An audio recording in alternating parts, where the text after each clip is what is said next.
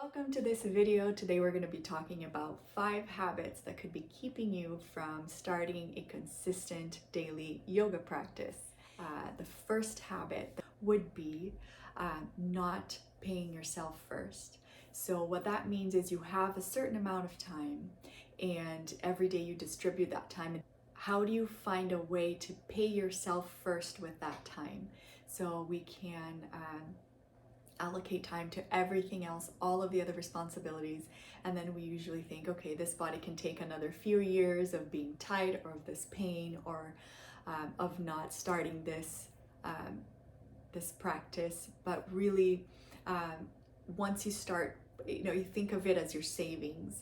So if you're paying yourself first in your savings, usually the expenses will manage itself out and you'll be able to reduce spending or whatever it is if you're thinking in terms of money. But the same sort of concept can work when thinking about allocating that time for your practice. Pay yourself first. Start depositing in that savings of health, of maintaining the health of your body. It'll always be beneficial to you with all of your other responsibilities because eventually you do have more energy, you have more clarity, you have a lot less anxiety, so you're able to build that yoga practice to a place where it can actually work for you. And really look at that time that you have when you wake up in the morning as, how can I pay myself first today? How can I make sure that I at least spend 15 minutes, 20 minutes to start improving this body, the body that I have, and really then be able to do everything else with a lot more joy and energy and clarity. So the second habit that could be keeping you from starting a daily yoga practice would be this idea of joy in the practice. So sometimes you do have a practice and there is that element of struggle, of a challenge in certain poses, or even confusion on how to do it. Or sometimes, if we're used to going into a class, there's an aspect of community and practicing on your own at home.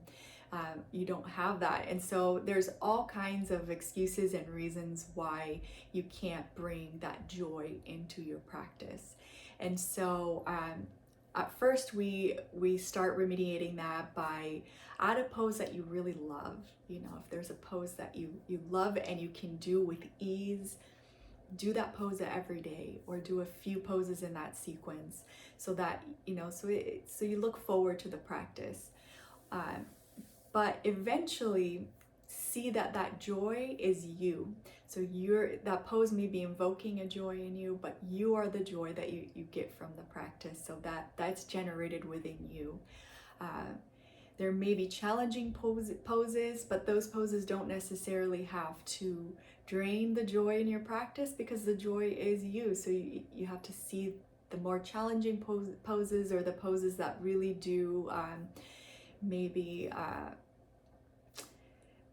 challenge your skill level and your abilities.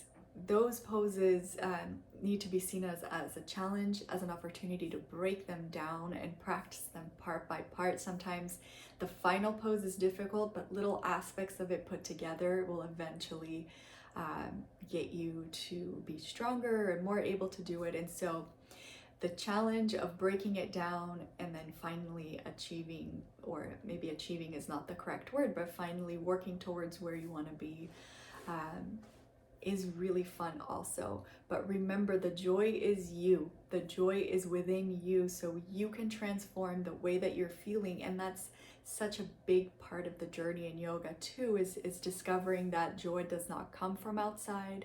And some things inspire us and evoke joy, or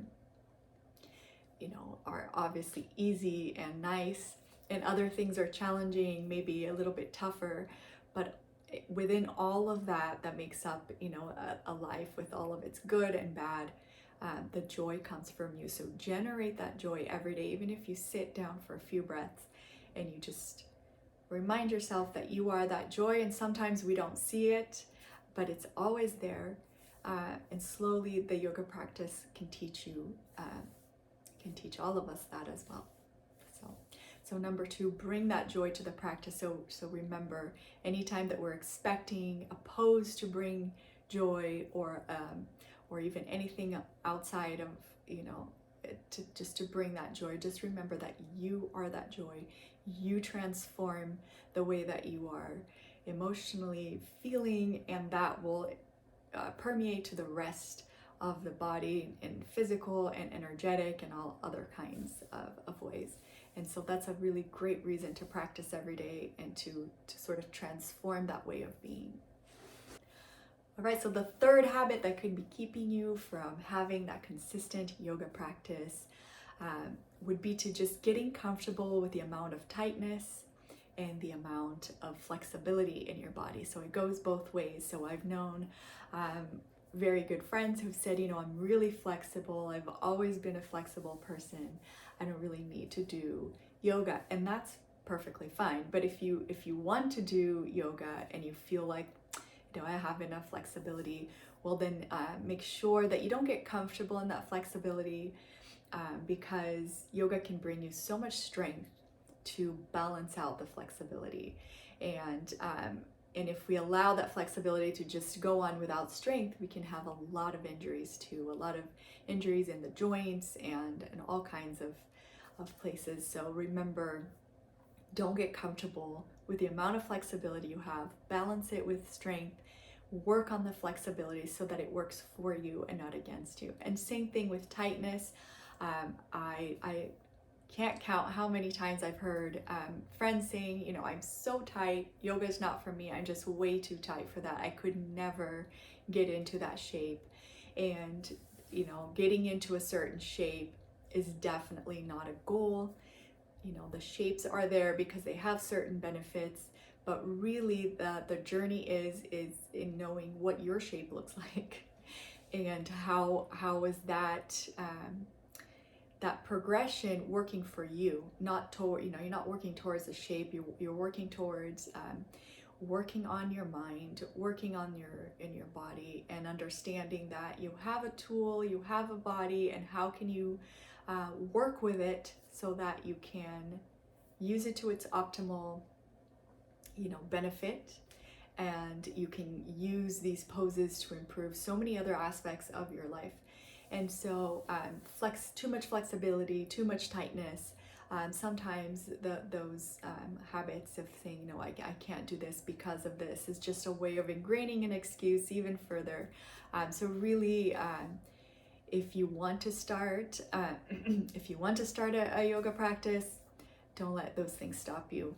Okay, and the fourth habit that could lead you to stopping a consistent and healthy yoga practice would be negative self-talk. So this is a habit that I think most of us have in common. Is just that, ability to not be your own best friend. And I feel like it's one, it kind of ties into all of the other points, but conquering this negative self-talk is a huge thing. And so there are a few tips and that are a little bit different from the tips from the points that I just mentioned. So a few things that we can do when you're experiencing this negative self-talk, be it, I don't feel like doing this practice today, I'm not a professional yogi, and so I'm just going to sleep in, or, fill in the blank with this time that I have. I have this 30-minute block of time and I'm going to boycott the yoga today and do something else. So before you do that, understand that there is a little negative self-talk going on there. And if that's what's going on, a great technique is to pinpoint that negative self-talk, be it about the practice or about a pose or about the way that you're feeling that day, right? Certain things happened the day before, or you've eaten some kind of food that doesn't agree with you, or that created some kind of lethargy in the body, and you just don't want to move, and or you're saying, my poses are horrible, all of my muscles and my body hurts today, I'm not going to get in there.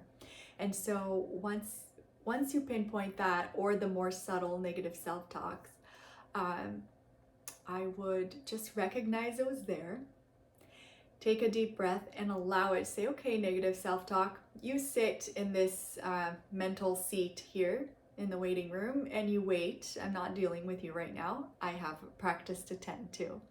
And the more we do this, the stronger it can get. So it's a great way to just take an inventory of your thoughts, and the ones that are this negative self-thought at that moment, they can sit in the waiting room. Say, you know what, I'm gonna deal with you later. Usually they just go away. But if it doesn't, just keep saying, you're in the waiting room right now. I'm putting my energy into this practice. And sometimes you can do that for 5 minutes, sometimes you can do that for 10 minutes. So see how long you can have that negative, those negative thoughts just hang out in the thought waiting room. This is an imaginary concept, but you can say, have a seat, I'll get to you later, I am busy now, and practice the yoga. Even if you're doing something quick, like a small foot stretch, or if you're just doing a shavasana for relaxation, or a breathing exercise, or if you're going to put in a little sequence, standing pose sequence, do that while that negative thought waits in this thought waiting room.